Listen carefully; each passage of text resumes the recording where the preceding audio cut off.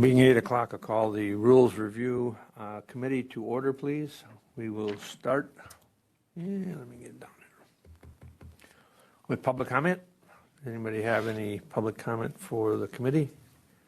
Seeing none, we'll move on to the approval of the December 13th meeting minutes. The November minutes are still in the process, and we'll take them up next meeting. So we've got the December meeting minutes in front of you. What is your pleasure?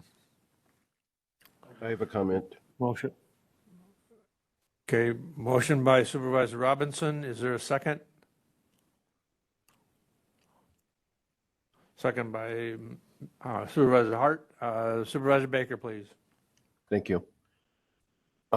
It's not so much the minutes as the discussion on the topic of 3 supervisors being able to bring an item to the standing committee agenda. The discussion centered around the original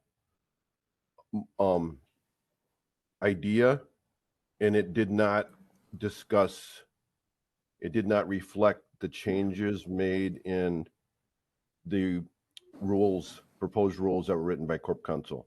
So the proposed rules that were written by Corp Counsel specifically specified that it would be 2, not 3, and that it was an item that was germane to the jurisdiction of the standing committee. And those, the discussion at the last meeting, which I unfortunately was not able to attend, revolved around that there were 3, and that caused the question of standing quorum. So that's not valid anymore. And also committee shopping, and that's really not valid in my opinion because of the adding the germane. So I would like to request that I'd be allowed to make a comment on that rule today, and then if there is discussion, that would be welcome as well. But I don't really have objection to the minutes reflecting the discussion, but that the discussion really didn't reflect the rule as written. Thank you. Thank you. Any other discussion on the minutes as presented? Supervisor Dickinson, please. So the one question that I have relates to Supervisor Gibbs being the temporary chair of this meeting. And so similarly to what Supervisor Baker was saying, it's not really exactly specific to the minutes, but because it's in the minutes, I would comment on it. I guess I would like to know what is the status of Supervisor McEwen as a member of this committee. Since Supervisor McEwen as vice chair would be the chair, he has returned to other meetings like infrastructure to chair that. And so I guess I'm trying to understand why then he is not here or would not be, and then therefore chairing this committee anymore. The temporary chair status was only reflected in absence of Supervisor McEwen. So could someone clarify that, please? Well, he called me yesterday and said he would be unable to attend because of medical appointments and medical conditions. So it's the will of this committee, if they wish me to step down as acting chair and allow Vice Chair McEwen to take the role. And so I don't know that that's the current status. He still has many medical conditions. Had another medical procedure within the last 2 weeks, that being another surgery. So he's still having many medical challenges. Supervisor Dickinson. So then I guess my concern would be, would then relate to what his status is as a chair of any committee or a vice chair of anything. Then it's, to me, it seems you either are prepared or you're not prepared to come back. So I'll just leave it at that. Supervisor Langenhahn, please. Mr. Chair, I think we're getting beyond the matter at hand, which is approving these minutes. If we want to have a discussion about the chair of this committee, that's fine, but let's approve these minutes. That's what's in front of us. Thank you. Any other discussion on the minutes as presented? Seeing none, all those in favor of the motion to approve the December 13th, 2023 Rules Review Committee meeting minutes signify by saying aye. Aye. Aye. Opposed, say no. Motion's carried. Thank you. We'll move on to topics for discussion and possible action. Review and consideration of the existing Marathon County Board rules and discussion on the potential revisions and next steps for the committee. Item number 1 is the, under 4A1 is reimbursements. And it was discussed, the procedure was rather lengthy, and so we've worked with the finance department, everybody, well, I'll turn it over to Administrator Leonard. Thank you, Mr. Chair. My understanding, I spoke with our HR director this morning. My understanding is that all county board supervisors are loaded into Workday. If I could have one member of this committee that could schedule a time to test the reimbursement process with me following the meeting, that would be greatly appreciated. It is as you may know, the Workday program is largely web-based. I think there's some opportunities for process improvement when we get the new devices for the county board and whether we load an icon on the homepage, but all those things we can follow up with at a later date, but I'd like to schedule a time with one or more supervisors to at least attempt to test the reimbursement process. But the hope is that it can be done similar to how staff exercise that reimbursement process. And then the intent is to have training for the new board on that process at the time when we take on the new whether it be iPads or Chromebooks in that process. Supervisor Robinson, please. So would that deviate from the quarterly submittals? And if so, do we need to change the rules?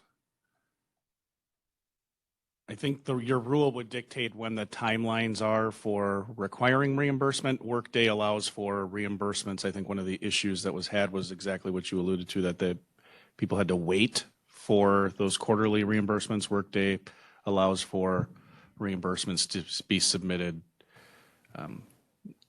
quite honestly, immediately after the expense is incurred.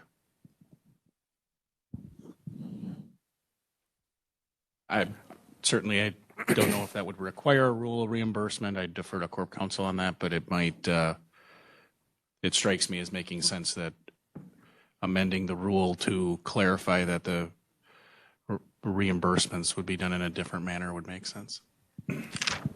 I believe that the current rule states that supervisors and community members seeking reimbursement shall complete an approved reimbursement form on a quarterly basis. So that would probably have to change to reflect that, at least for the supervisors, they would be using Workday.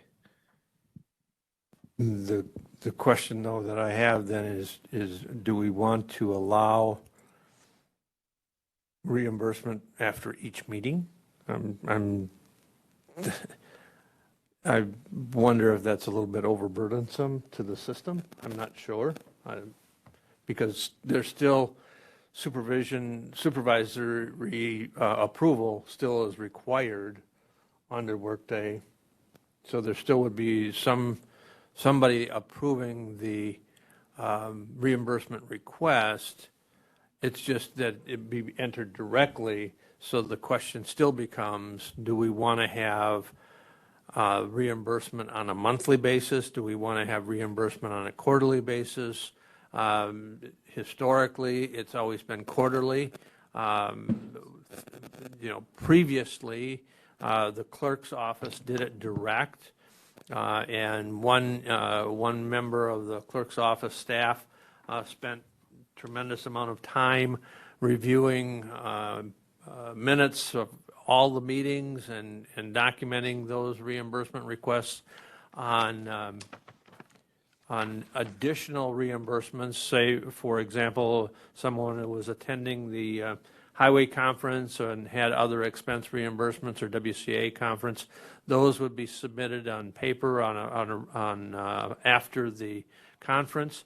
So I guess I'm just curious as to how do we want that to continue? Do we want the mileage reimbursement for attending of meetings to be on a quarterly basis? Do we want it on a monthly basis? Whichever way we recommend the recommendation, again, I don't want to be overburdensome that we're going to have, reimbursement requests from supervisors on a daily basis. Clerk Trueblood, please. So the way the system is set up in Workday, when you request reimbursement, you can do several trips in one request. So from my perspective, and I don't know whoever's going to be approving it, if it's monthly, you can get 30 batches a month rather than 30 batches every single week that you're having to approve. It would be, I would think, more efficient to do it either once a month or keep it quarterly. However you choose to do it is fine. But I think after every meeting would be just a little bit much. That's what I was getting at. If we're gonna open it up to say that there's not a quarterly requirement, that then implies that supervisors could request reimbursement after each meeting. Supervisor Dickinson, please. Thank you. This is something that I had brought up, and one of the concerns I had, for example, is if you submit something, like I submitted mine in December, I'm not going to get that reimbursement right now until the end of February, something like that, right? Because we have the January 15th deadline, then we have the delays of 4 to 6 weeks before we get that. That seems too long. So what I would say is I'm not looking for a change in the quarterly necessarily, but just when you submit it, that you would get that on a timely basis, if that makes sense. In So- Workday, it's like the next pay period. And if that would then be, was the next part of that is, what is the functionality that we currently have that would help with that? And this seems this will do that. Wasn't in my initial request looking for, well, I went to this meeting today, so when I go home tonight, I'm going to submit it, and so therefore I'll get it on my next check. If that what it can be done and it's efficient to do it that way, I wouldn't have a problem with that either way, but maybe it takes a test of the system and to determine that as well.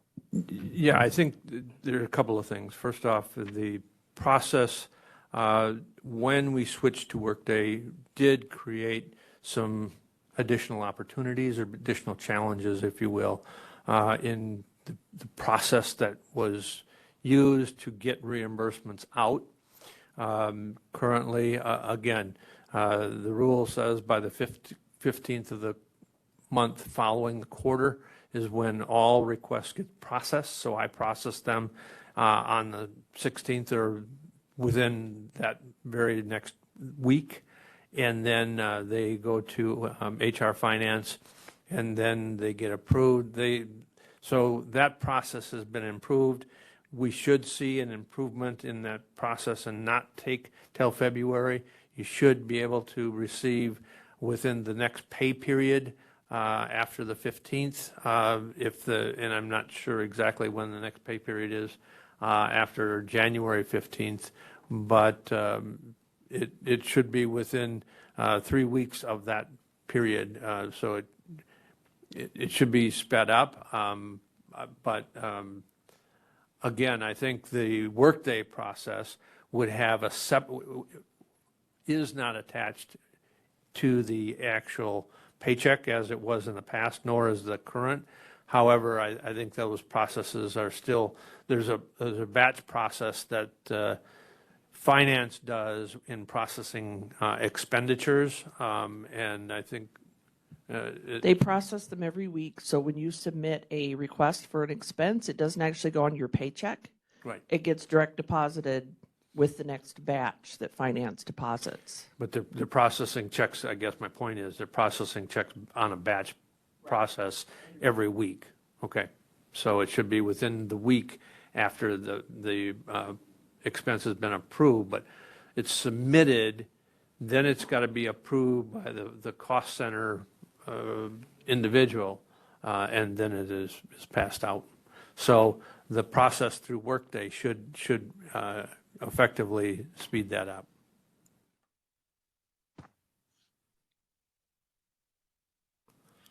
So is the rule that we have in reimbursement sufficient to comply if we choose to have it quarterly and still submitted through Workday? I think it's generic enough. It doesn't say that we have to use Laserfish.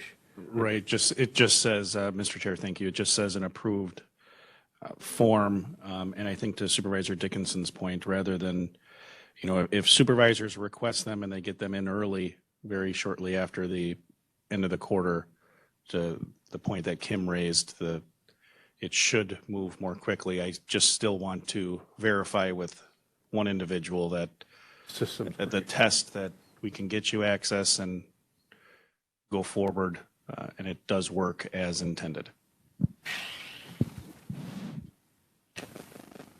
The other question that I pose here is that currently there's individuals that do not use Laserfish, they submit paper forms. Do we want to continue to allow those, or how do we want to handle individuals that are unable to utilize the current system or even the Workday system to enter those? So in other words, are we going to allow someone else to enter, for example, Supervisor X's mileage reimbursement requests? I'm currently getting several people by paper. I'm still getting, those requests that people submit that struggle with the Laserfish submittal. So then I enter those based on communications that I have with that individual and after I verify the mileage, meetings attendance. And so I have to submit them. And I don't believe that currently under Workday, if we go exclusively through Workday, that I would have the authority to put in a reimbursement, say, for Supervisor Robinson, because I don't have access to his Workday. So I bring it up only because it's going to be an issue at a certain point. It depends on how Workday's set up. If someone can be a manager and can submit an expense reimbursement on behalf of their staff, so it depends on how it's set up. So do we want to have it so that whoever the chair is, that they then are responsible to submit those for individuals that aren't able to submit them through Workday? I pose it as a question because I know it's going to be an issue. Supervisor Robinson. I think we ought to encourage people to use the computer, but I think we should allow some flexibility. So I think the current law or the current rule gives you that discretion. We can see whether or not it's working. I would hope that more and more members get comfortable with the computers and would do that. Is the Workday only available with the county issued laptops, or is there the ability? Yeah, it's available. It's a web-based application. So as Kim just alluded to, you can have it on your phone. We have a number of staff I have Workday on my phone to approve tasks that are assigned to me. So I think training, kind of what I'm hearing is once we confirm its applicability, that we can then really devote some time to training so that supervisors are, to the greatest extent possible, comfortable. Supervisor Longenham, please. Comment and then a question. So the comment being that with the board reorg coming up in April, I think it stands to reason that the reimbursement process as far as Workday be included as part of the onboarding process for those new members. And the second thing, the question is, So with these hard copies, I'm guessing that the county still has some sort of official reimbursement form, the old form that probably was used years and years ago, and that these supervisors are continuing to submit. Correct. So are they printing this form off, but they can't, well, granted, they haven't started. They're not using printing Workday. Laserfish, they're printing off the old reimbursement request form, handing that to me, and then I'm entering it into Laserfish, copying the copy that they've signed into the reimbursement request file. And so there's a photocopy of what they have submitted and requested. So the part I'm struggling with is that, I get that, internet access is variable across the county. So I'd like to at least have the option available for supervisors to submit a hard copy. On the other hand, the way I'm looking at it is that if you're able to secure that, copy of that official reimbursement request, I think it also stands to reason that you could have access to the internet or submit those requests through whatever program that there is. So I don't know if I have a firm opinion on this right now, but I'm a little concerned about any other supervisor submitting somebody or another supervisor's reimbursement request. I really don't like that. So thank you. Any other discussion? Any other discussion? Okay, so the rule seems to sufficient, even though we will be improving the process through Workday. Moving on to item number 2, public comment. We wanted clarification, and I think Corp Counsel drafted the clarification on public comment. Any further discussion on it?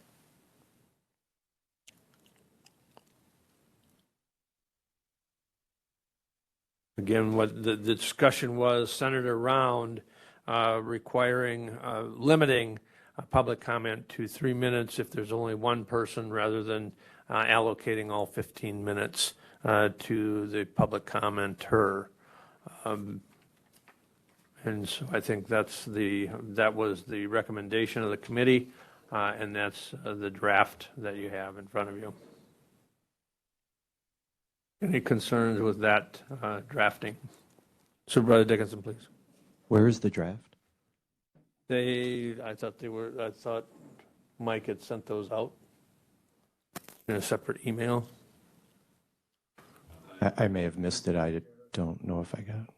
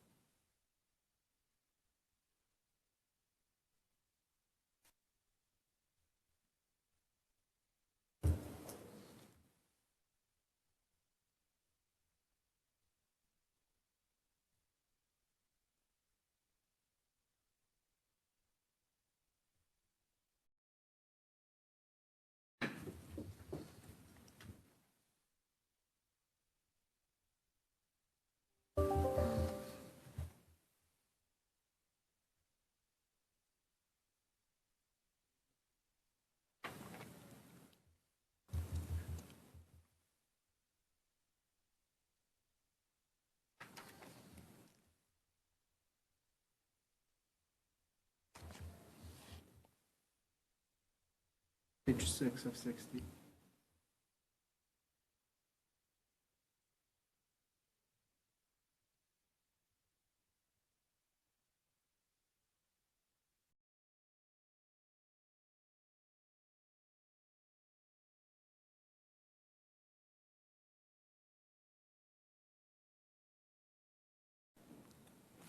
Just a little bit more.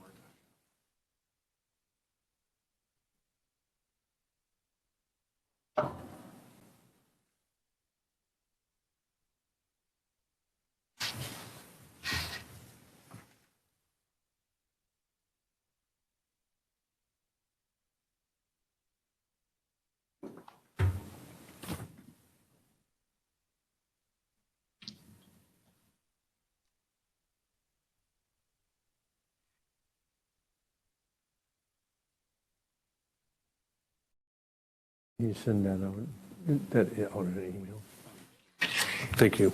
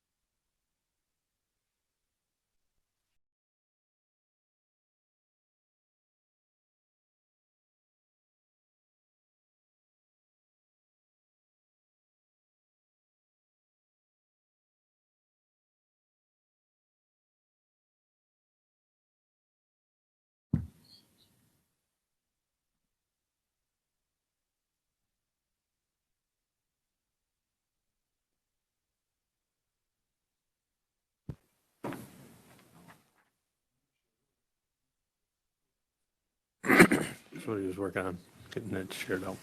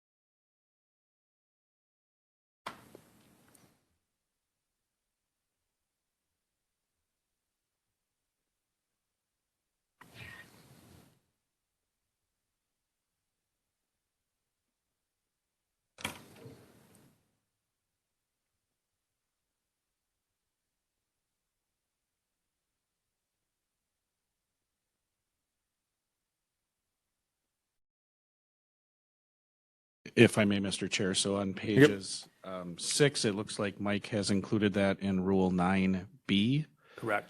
And then that, excuse me, that is as it relates to the full board. The rule with respect to standing committees is contained under Rule 12.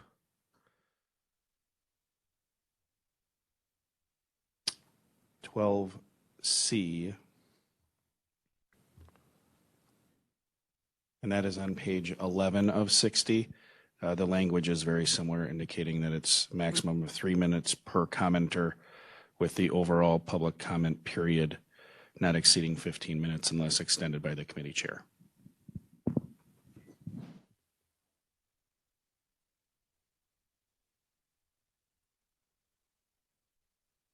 Supervisor Baker, were you able to receive that and review that? Yes, I did. Thank you. I do have a question.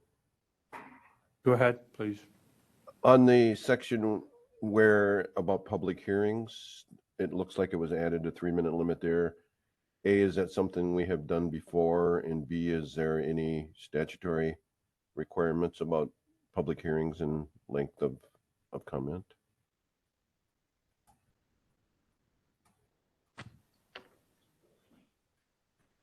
So I would have to check into whether there's a statutory requirement, although given that Mike has put it in here, I would venture to say no, there's no statutory requirement for a specific amount of time, and we are able to limit it, but we can certainly double check just to make sure that we're right.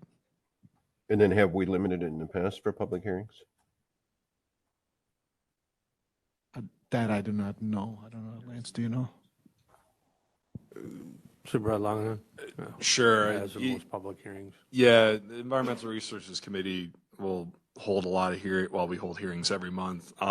For the typical rezone process, I don't believe I've ever seen it limited. I think when I want to say maybe during the ordinance adoption for the metallic mining ordinance, I think we might have placed a 2 or 3 minute limit on that. So, assuming that was during the public hearing and not during the public comment, but I'm pretty sure that was the public hearing for the ordinance. So those are my thoughts. Yep.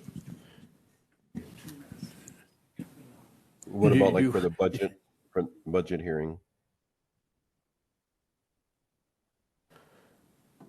We haven't historically, from my recollection, limited the public comment, but I don't know that anybody has, I don't know that we've had any real challenges with that, meaning I don't believe the public has exceeded any 3-minute period in their public comments. Okay, thank you. Supervisor Dickinson? Thank you. The 3-minute, when I brought it up, was was my idea, right? Wasn't talking about public hearings at all. I didn't have any thought into that, so I just wanted to clarify that. For me, it was about specifically the main board meeting in those couple examples I gave. I don't, well, my thought is that I don't believe that the 3-minute limit on a public hearing is I know that the state legislature limits when there is public hearings. They limit it to, I think it's 3 minutes, 3 to 5, depending on the number of people that are in attendance and the number of people of comments. But I know that the state legislature does that also in their hearings.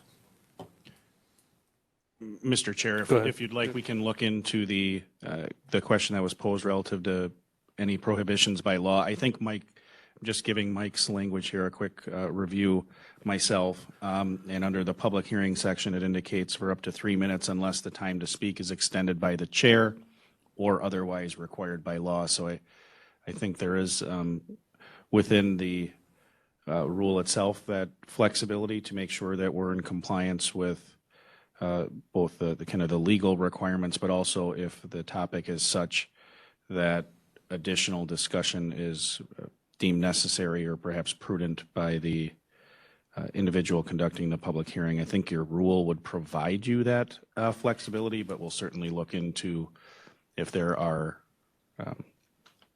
certain prescriptions within statute that require a certain length of time. Okay. Any other discussion on public comment?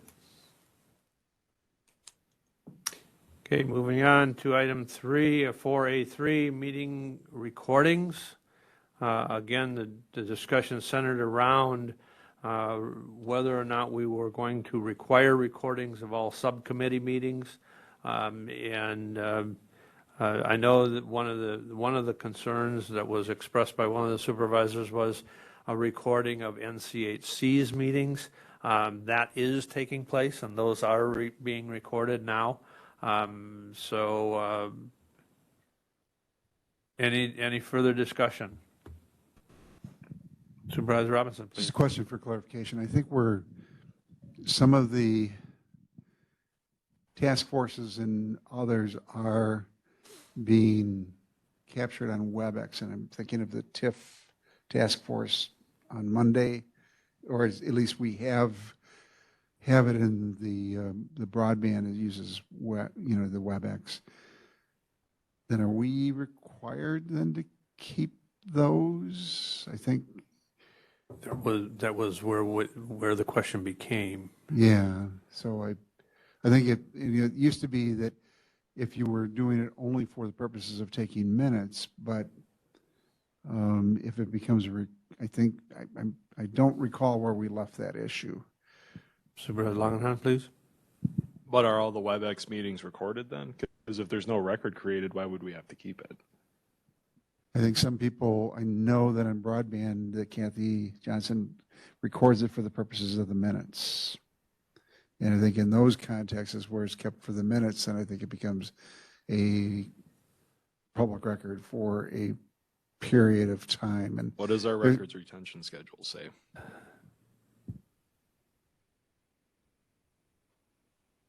I think that Mike has opined that I should say, let's go back one further. Corp Counsel. Scott Corbett has opined that you could record the meeting for minutes requirements, but that did not create a record for record retention purposes. And so then the question becomes, is the recording for minutes only, or is the recording as our other meetings, such as the full boards meetings, those are being publicly broadcast and they therefore are a public record? So generally, public records, I believe they have to be kept for 7 years pursuant to statute. Now, when does a document become a public record? Sometimes when you're just taking notes or impressions for like later reminders, that will not become a public record. But later, if you utilize that document to, in drafting, or you store it somewhere, or you forward it on to a different person for their use, at that point it would be converted to a public record. So you'd really have to look at how the document is handled, and then based upon that determine whether or not it has been converted from something like a note or a memory refresher to an actual document that is used in government operations.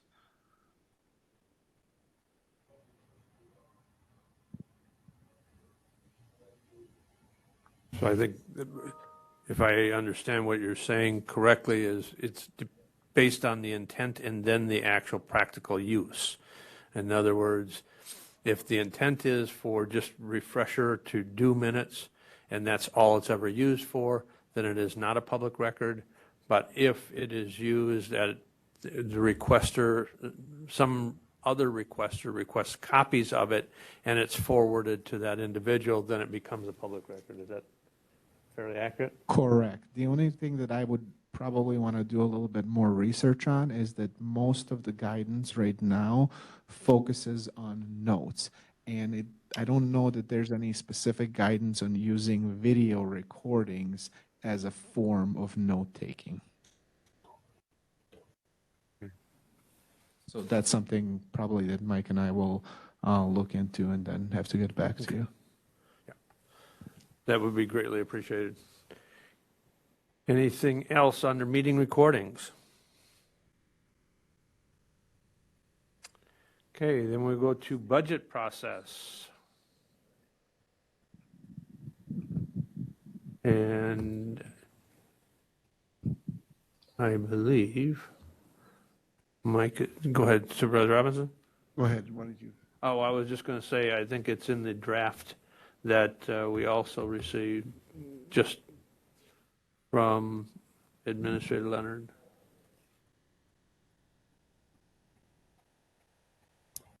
Can I make a request, please?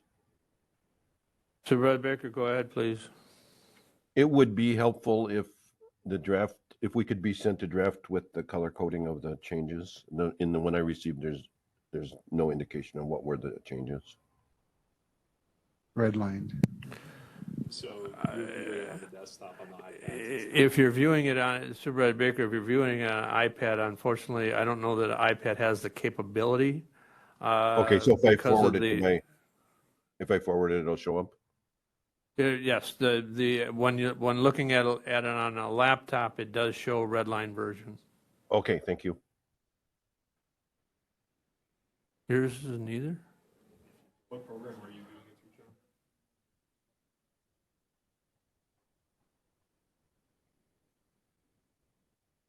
Mine came on the red line Because it's a version. Word doc with track changes. So. Yeah. I'm looking at my screen, and if you go to, If you open it up, Supervisor Baker, if you open it up in Word, it should show up as tracking changes and Okay. should show the red line version. Okay, thank you. If I have any questions, I'll email it to Corp Counsel. Thank you for your help. Thank you. Supervisor Langenau, please. So then, I don't know if it shows up in the document here, but what is the section that contains the budget process rule? Just so I can get to it in my, It should be under the roles and responsibilities of the HR Finance Committee.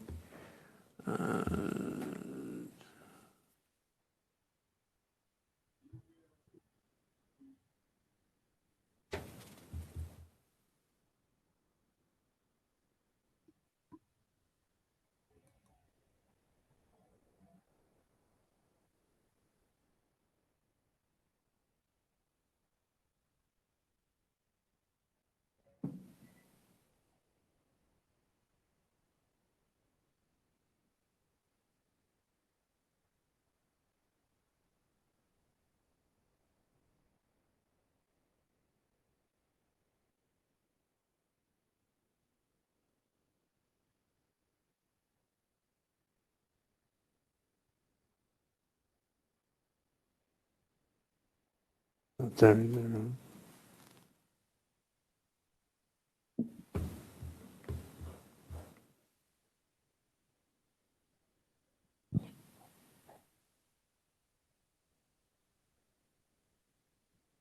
Mr. Chair, I don't know if that, from my review of, and it's a quick one, of the document, I don't see any substantive changes to the annual budget process. It references the public hearing on the annual budget within the section related to the county board. Yeah, page 9 of 60 has the public hearing on the budget. That provides some guidance in connection to whether the meeting is held in connection with a scheduled educational meeting. If there are areas that would like to be included within the budget, within the rules, excuse me, Dan can work with Mike on drafting those. Supervisor Robinson, please.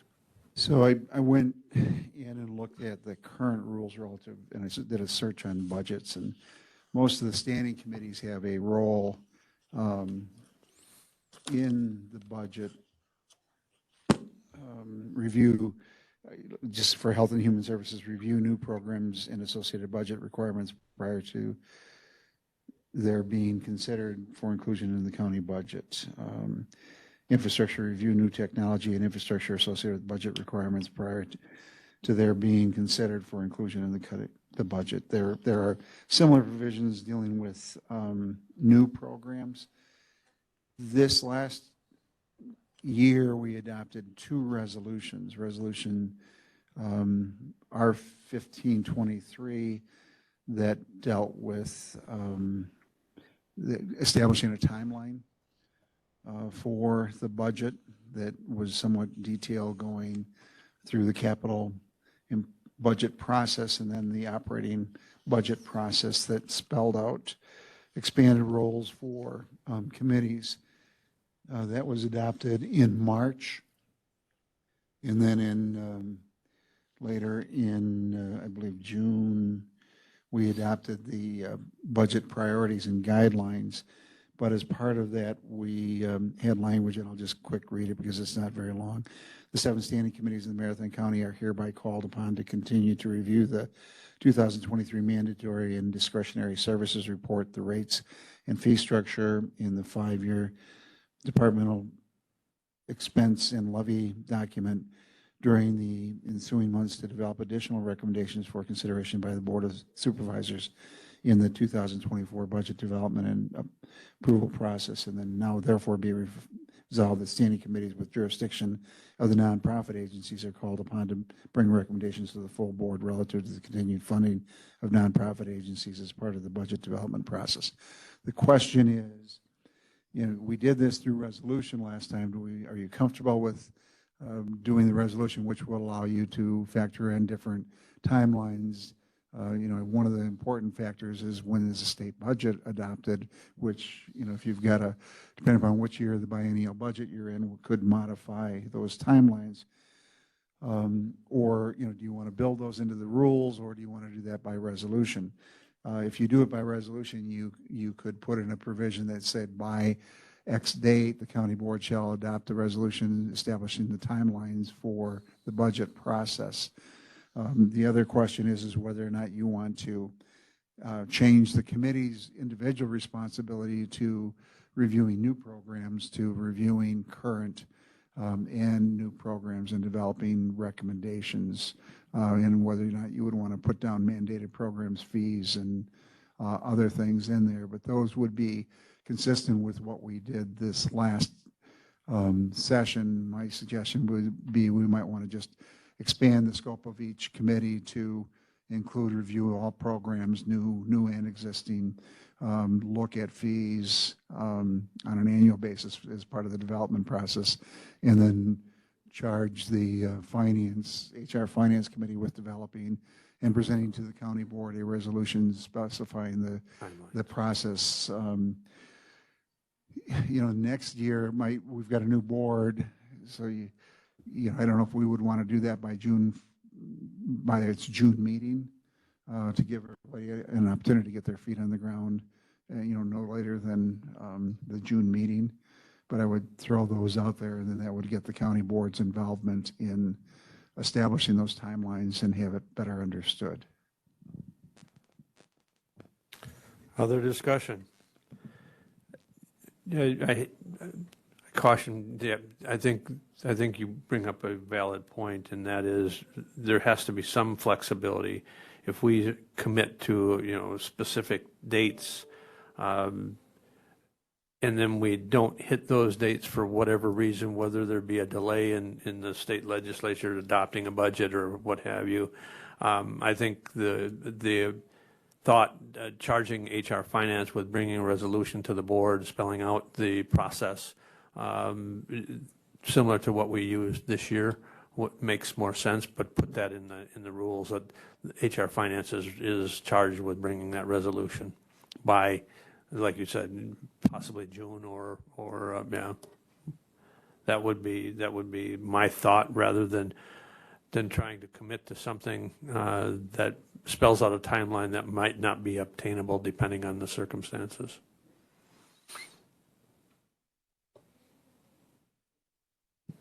Other discussion?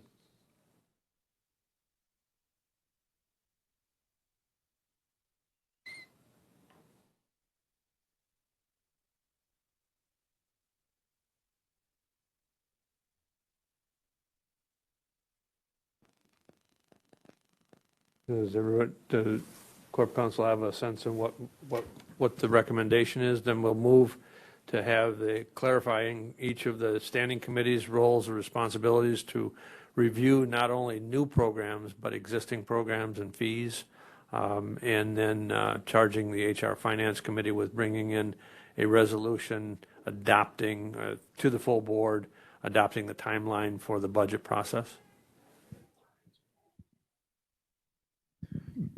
Can you just clarify the first part regarding like what the responsibility of each committee is? So each committee would be charged with reviewing not only new programs, but reviewing current programs as it relates to required, statutory requirement versus other, and then also reviewing fees associated with fees that are set by those committees. Mr. Chair, I would direct you to the first,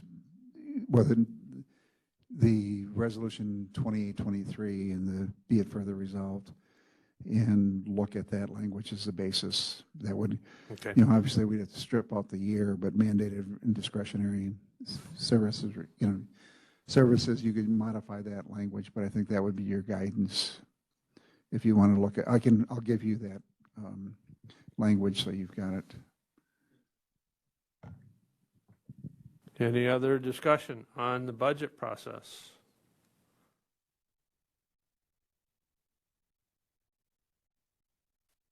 Okay, we'll move on to comprehensive review of all the rules and or grammar. Supervisor Langenheim, please. Oh, okay, disregard. Not that one. Not touching that one?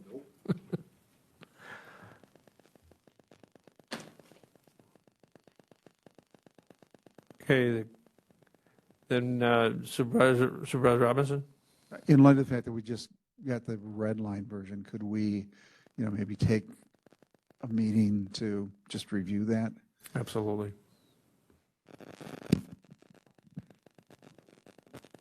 So we have been provided the red line copy of the updated rules that were, or at least updated prior to today.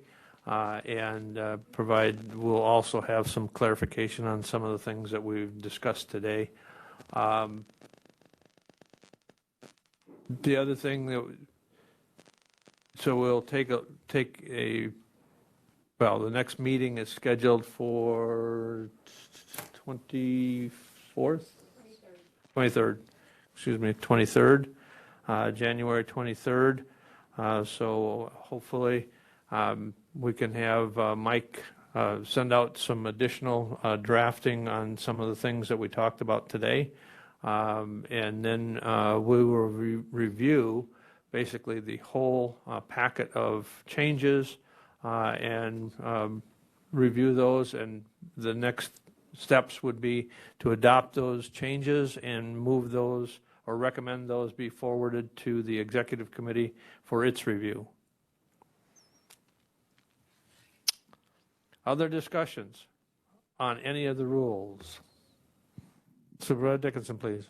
So two thoughts. One, if we could also, in the beginning of the committee, we had like a list, an itemized list of all topics to discuss, and I just want to ensure that that we would have that list to make sure that we've gone over all of those, that we didn't miss anything in that. I was kind of looking through, and there were a couple I wasn't quite sure about, election administration, and then there was about the flexible committee times, or two that popped up in my mind. I don't know if we ever really had discussion about that.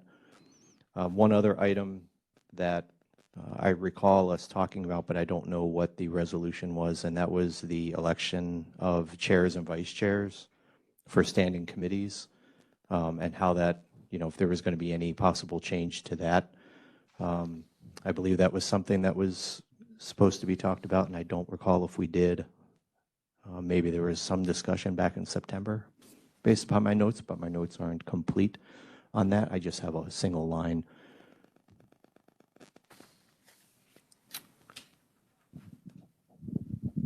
Well, the way the agenda is written, we can discuss those.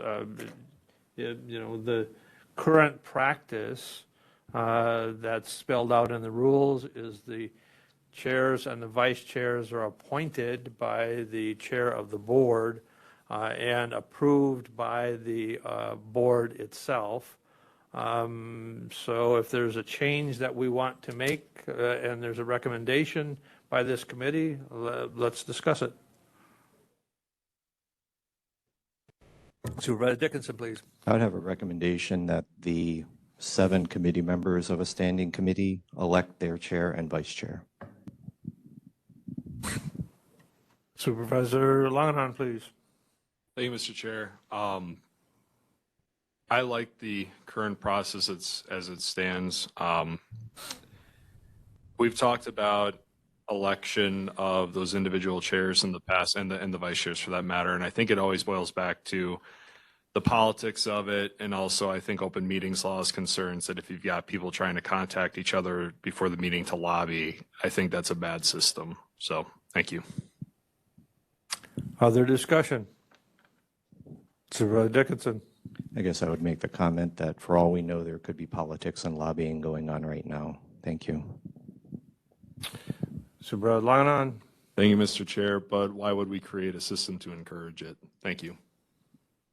I have a comment. Supervisor Baker, go ahead. Thank you. So I am in favor of changing the system to where the committee members would pick their vice chair and chair. I have asked Corp Counsel to draft such amendments, and that has been done. So those are, if we choose, that could be sent out for discussion at our next meeting. I would request of Corp Counsel that additional language be considered in that draft that would include the possibility of changing the chair and vice chair by the committee during the term that wasn't addressed in the draft. And then also to consider the impact that changing this would have on the election of the at-large executive committee members, because this would presumably, or, you know, by the plan, those would be elected at the first standing committee meetings. So then the at-large, the membership of the executive committee would not be known until after the organizational meeting. So that would need to be at the next meeting when the remaining executive members would do. The motivation for this would be it would provide more input for the whole board, more involvement for the whole board, rather than being selected by, you know, one individual, whoever that would be, you know, in the chairmanship position. And I believe in this is just supposition. So I believe in this term that, you know, there would have been probably a significant number of chairs that would have been different than the chairs that were appointed. And that would change the makeup of the executive committee, and it would change the nature of the board, I believe, for the better. I believe the board would have functioned better under that condition, but that's just my opinion. But that, you know, why the motivation for me supporting this changes. Thank you. Supervisor Robinson. I don't support the change. I think that there's we're electing our leadership to put together a team that works in the best interest of the county and the county board. This year we'll have at least 10 new members of the county board that have no experience with working with other people and others, and we're asking them at the first time to pick their leadership. I think that we're expecting the county board chair to provide the overall leadership for the board. Part of that is putting together a team. Ultimately, that slate is subjected to the county board for their approval. I think there are opportunities at that time to express concerns, but I would be very, very concerned about changing committee chairs at any time during a term in the politicization that would lead to, and the pressure that we would have from outside groups to change the leadership on a issue or an issue. And I don't think it would serve the county. It's long-term interest, and I don't necessarily know that it would put people in a position where they've got the background and understanding of the issues to lead, and I would have some strong concerns over it. Supervisor Hart, please. Thank you. One of the things also we need to consider is how electing chairs would affect the makeup of the executive committee, because you could have the possibility of multiple people. Well, I guess it depends on how the committees are appointed, but you could have multiple people appointed to multiple as chairs of multiple committees. That opens up that possibility. And then you could have an executive committee that doesn't meet our rules, because I think there's a membership requirement of, I don't know what it is currently, 7. And then you have the possibility of one person being appointed to a chair of 2 committees and then serving on the executive committee in both those roles at one time, impacting other roles. So I think there's a lot of things that need to be considered here. One of the things that I would like right now is I have not even heard of this proposal until today. This isn't anything, I checked back in my notes, and it's possible that I didn't write accurate notes at the time, but this isn't anything that I had written down or seen previously, so I really haven't considered this in any way yet.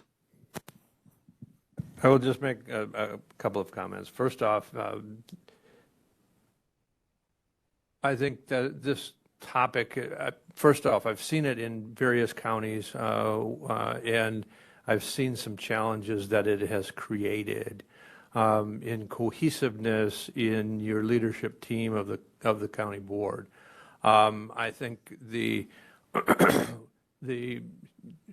challenge, the opportunity to politicize that, as Supervisor Robinson points out, a political issue comes up that may be hotly debated, may create a opportunity or a challenge to remove that chair from, especially if we create a removal procedure. I think we have a removal procedure. It's called Robert's Rules of Order, and the board can remove a chair, vice chair, by a simple majority of the board vote.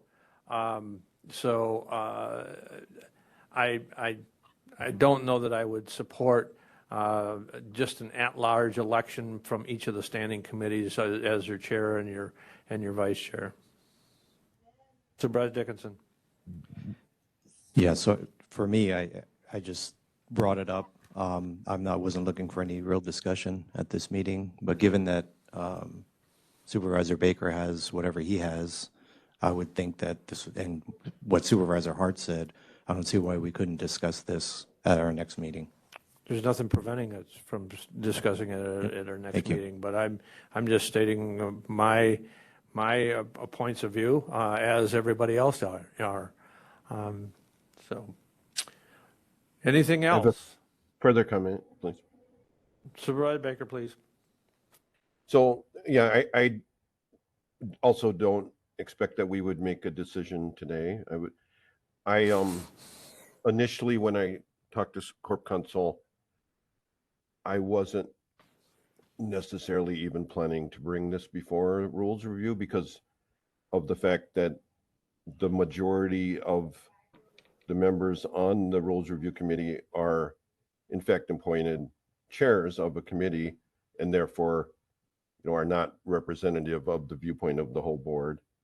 And not that that's bad. I'm just saying it's difficult to say that yes, I'm in favor of changing a process that has I don't mean this to sound wrong, but has worked well for me.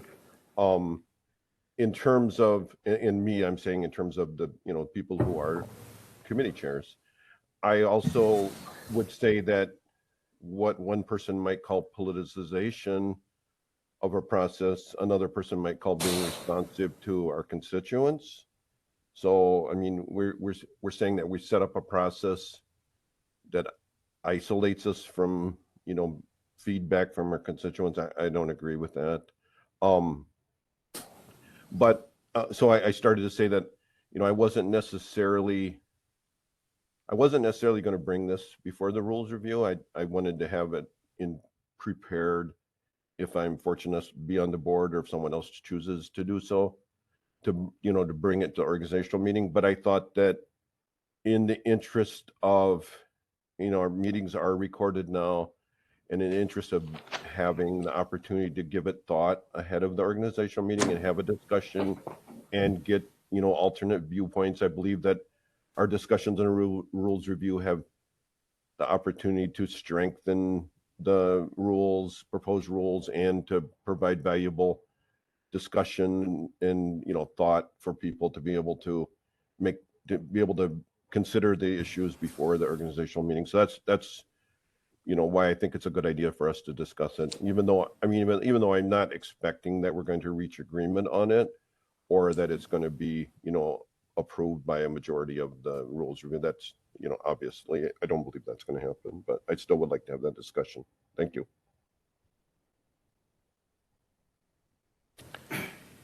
Any further discussion?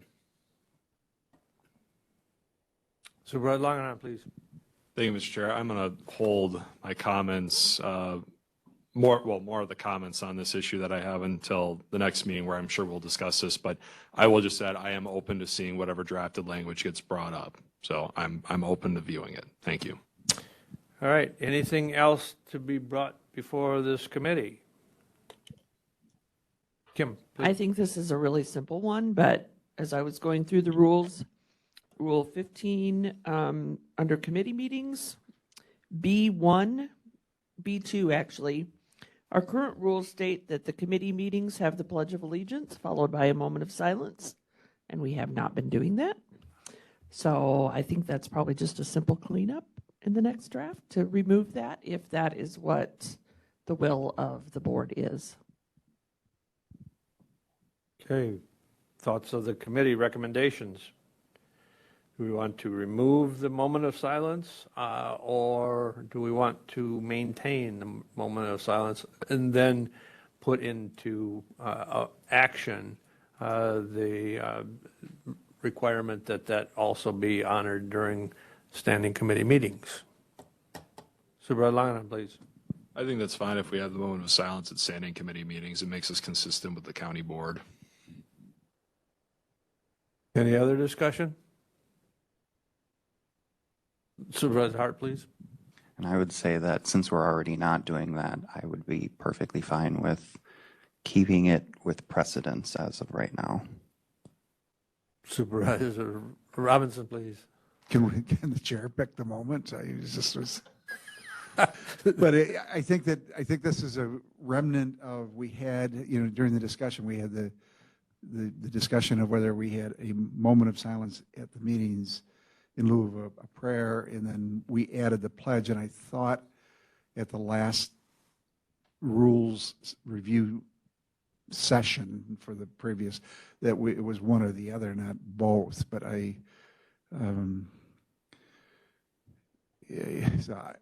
open for it either way. I think though that people generally, if you don't take the moments seriously, it's not reflective. So I would just ask people to think about whether it's a meaningful moment of silence or a perfunctory responsibility to adhere to the rules. And we sort of inserted the pledge. And again, I'm open for the discussion. Supervisor Dickinson, please. I just wanted to clarify what Kim was saying. Were you saying that this committee isn't following it, or the standing committees are? Standing committees, it's in the rules that it be done at standing committee meetings, and it has never been done at standing committee meetings, to the best of my recollection. So it seems like, I think with what John's comment was, seems like maybe at standing committee meetings, it would be a perfunctory thing that we just do because we do it, not because it means something.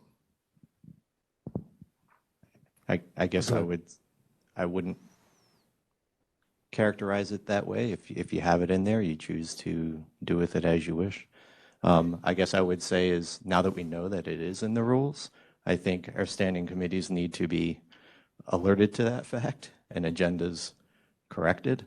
Because the Pledge of Allegiance was something we brought up a couple of years ago, and I didn't recall that we actually put in the moment of silence in there. So, one of those, maybe we didn't fully review the red and green in the new document.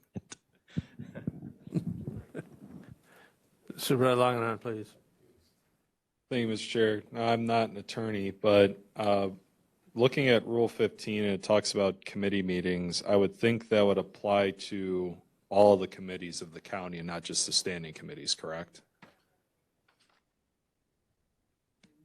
15. Yeah, Rule 15. Typical committee meeting agendas. Well, I'm starting at just Rule 15 with the title Committee Meetings, because Sub A specifically addresses standing committees, but Sub B talks about typical committee meeting agendas. So wouldn't that apply to all of the county committees, including the standing committees?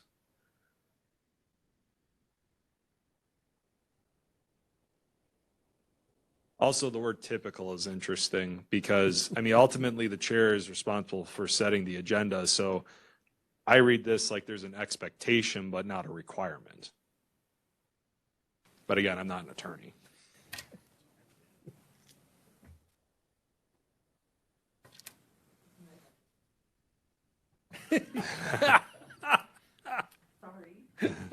Well.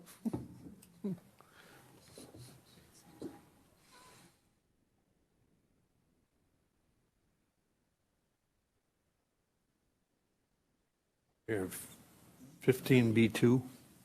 Well, Or it's, 15B is where it's- the typical committee meeting agenda is spelled out, but it says typical, so is opposed to atypical. Supervisor Robinson? And, you know, we had the discussion last time about do we follow this in order? Because, you know, many committees have moved the educational presentations to later in the agenda because in the past, some of those educational presentations have dominated the agenda to the point where we've not been able to get to policy. So we've used this as a guideline or a benchmark versus a mandated form. So sort of, you know, I think there is discretion. So I would agree with you based upon the way that the language is drafted, it would apply to all. But yeah, I'm not really sure the preface with typical. I'm not sure what a typical committee is versus a non-typical one. thank you.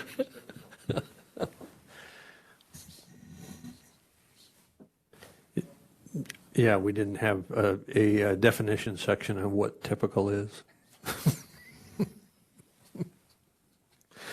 All right. Anything else? Anything else for the I good would of like the to make order? a comment on 3B. Supervisor Baker, please. Thank you. So as I mentioned in the section of the minutes, we added, I shouldn't say we added, there was proposed language regarding the ability of supervisors on a standing committee to be able to add items to that standing committee.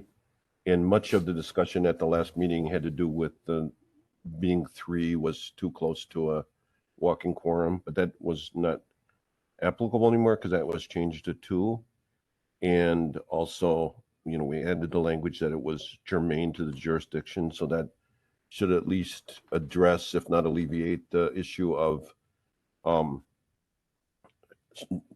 committee shopping. However, I recognize that there hasn't been a strong support for this, you know, very little. So I would, I'm requesting that we consider on the changes in 1, we had within 7 days, we had added within 7 days. I don't know if we are adding that or if that was thrown, you know, I don't know if we discussed that. And then also, so I'd like some clarification on that, whether that 7 days of receipt of requests is, you know, we're going to be adding that. And then, so I'm looking back on the old proposal. So I'm not looking at the new language that we just received today, so I can check there. But then also, we have the receiving committee shall in turn take up the matter. And we had within 60 days, but then we changed that in this proposal to no later than the second scheduled business meeting of the committee from the date as requested. So I would like to suggest that we consider going back to the dates, but make that 45 days. And if we had that, you know, if that was workable, the 45 days, I could see my way to dropping the request for, you know, for the item 2. That would do is, it would essentially give the standing committee 2 weeks to prepare And if there's less than 2 weeks to prepare, then it would go to the second meeting. But if there was, more than 2 weeks, that seems like that would be sufficient time. So that I would like to hear some discussion on if people think that would be reasonable. And this could be next meeting. Doesn't have to be today. And then the third thing is in our new item 3, I am not very comfortable with the idea of that if 2 people want to have something advance to the full board. I know that there was some issues with that last term, but now it goes to the executive committee, and the executive committee is the gatekeeper for that to get to the full board. I don't really have at this point a solution, a recommendation, but I'm not comfortable the way it is written, that the executive committee being selected by the chair essentially, then can control, members cannot get an agenda item addressed by the full board without it being approved by the executive committee. If we do make some changes in terms of the makeup of the executive committee, the makeup of the chair and vice chair of the standing committees, my concerns about these issues would go away. If that doesn't go through, then then I have more concerns here. So I don't necessarily expect us to discuss this today. We can, but we have 10 minutes. But if we would maybe bring this back next month or next meeting and have put this on the agenda for next meeting, I would appreciate that. Thank you. So the 2 questions that I have on your recommendation, Supervisor Baker, the 45-day, why the 45 days rather than within the next 2 meetings of the scheduled of the committee schedule? Help me Sure. understand what the difference is. Sure. So say that there is a meeting and an issue comes up at that meeting that a supervisor would like to have discussed in, at the next month's series of meetings. And he brings that to the chair's attention, he or she brings that to the chair's attention within a few days of the full board meeting. Then with the 45 days, that would get that on the next month's standing committee meeting. Because if it's done timely after 1 month's full board meeting, the intent would be that could get on to the next, not to have to wait 2 months for that, but it could get done in the next month. But if it's brought to the chair's attention a week before the standing committee, then that's unreasonable to expect that that's going to go through the process, or 10 days, say, and then 7 days is given to the standing committee chair 3 days before the meeting. I don't think that's reasonable to expect that that's going to get on that month's committee meeting. But if it's done right after the full board meeting, then I think it is reasonable that it could get on the next month. So there could be other ways to phrase that, but that was my, okay, would this would this be workable for everyone? Maybe it's not, but I just wanted some discussion on that. Does that explain the intent? Well, I understand. I clearly get the intent. The only question that then still sets up a situation mandating if the committee work and the agenda for the very, very next meeting is fairly full by the chair with whatever is on the work plan, it's forcing. It doesn't give any flexibility to the chair at that point to at least potentially bring it to the second meeting. Now, I mean, I'm not trying to prevent it if the timing and the workflow of the committee chair is not an issue. I mean, I think the chair would clearly grant that. But if the workflow is such that the demand would, I think that the two, giving the flexibility to the chair to at least have 2 meetings to schedule out when they're going to bring that issue.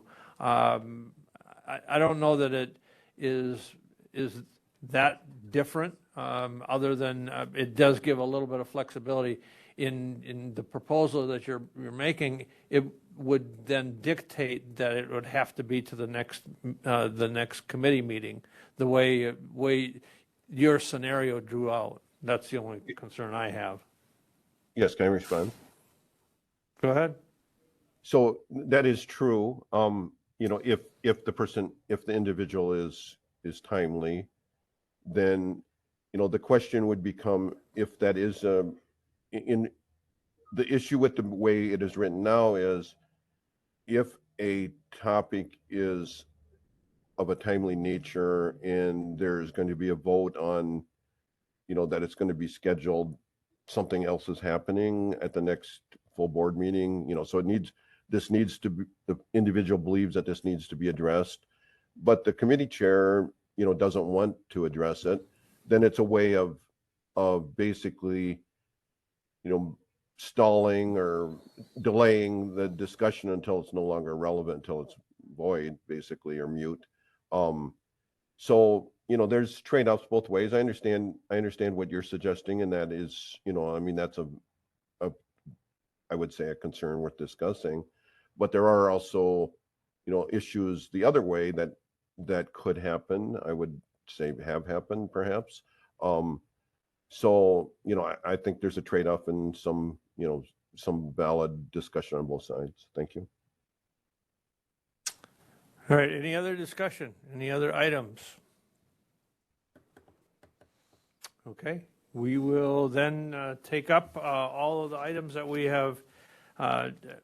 We'll also have the current iteration of the changes forwarded to the committee for review to be discussed at the next meeting on the 23rd. Anything else for the good of the order? Seeing none, we're down to the infamous motion. What is your pleasure? Motion to adjourn by Supervisor Dickinson, seconded by Supervisor Robinson. Any discussion? Seeing none, all those in favor of adjournment signify by saying aye. Aye. Opposed? Motion carries. Thank you. We stand adjourned.